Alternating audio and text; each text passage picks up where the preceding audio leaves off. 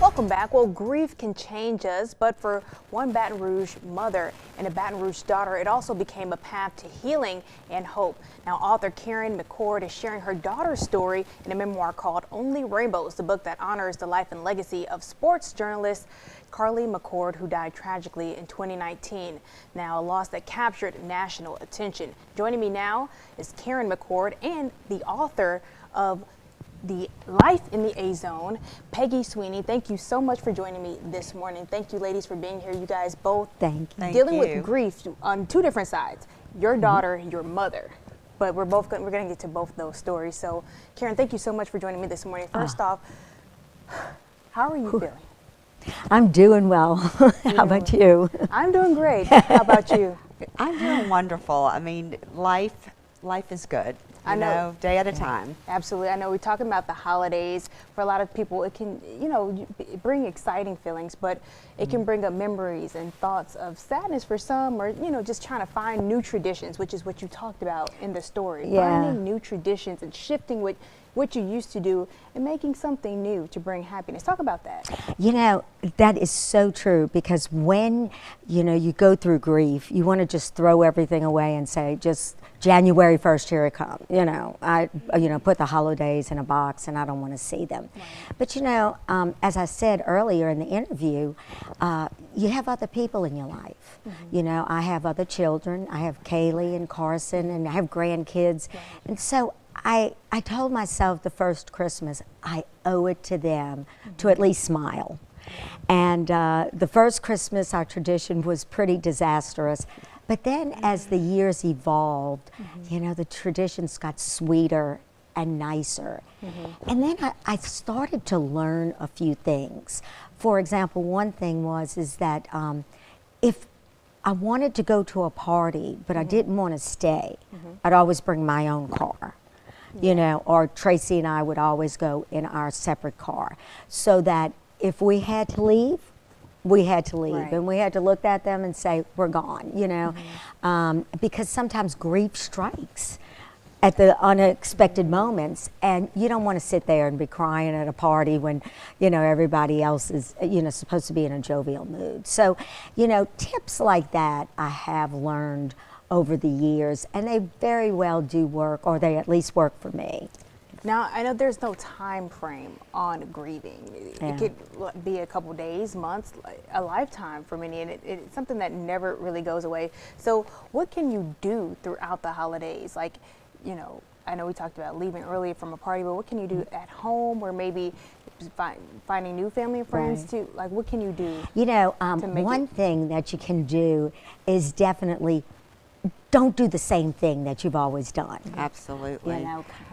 Finding new traditions. I remember when my mom, of course, was checking out way before, with Alzheimer's. So we realized she couldn't do the big Christmas anymore that we always had at her house, with the little nativity scene, with my all the grandkids. So I remember we finally had to say, we can't do it. Let's go to a restaurant. And we rented a van to take us around to see Christmas lights after.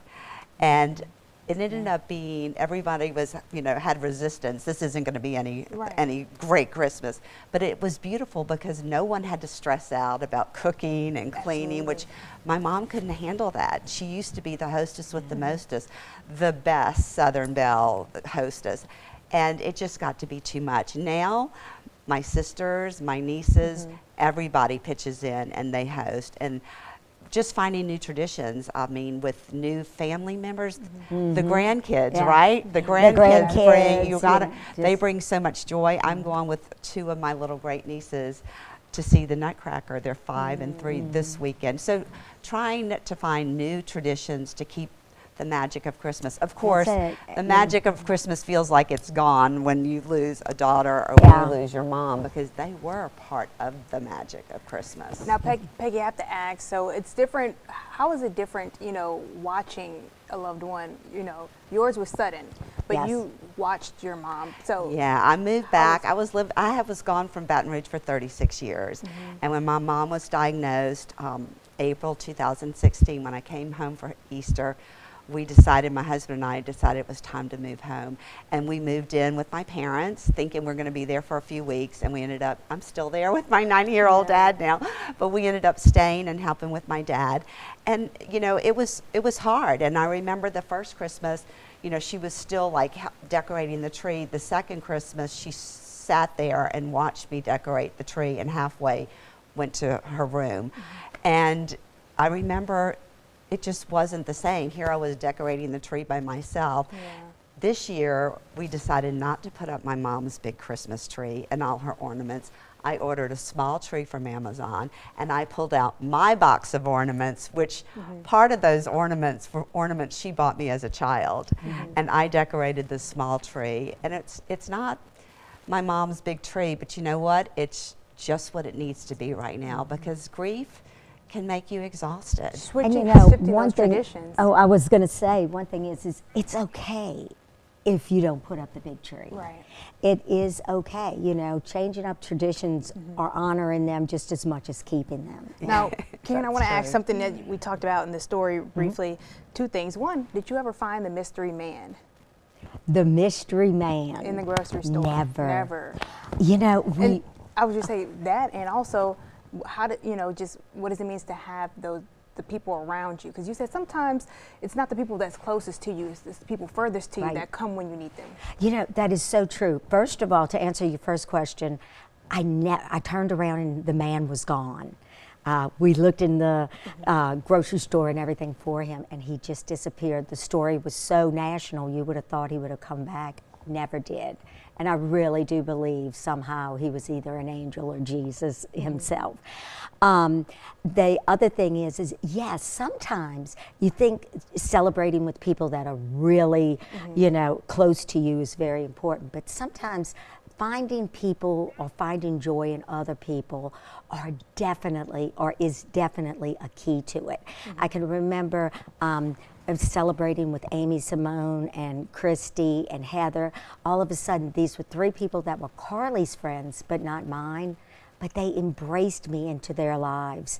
And now they're such dear friends for me. But that was such a gift, especially during the holidays. I can look at those people and go, thank you for entering my life and giving me a gift that I didn't even know I had, you know. I love that. Yeah, it's wonderful stories here. And Life in the A-Zone is already out.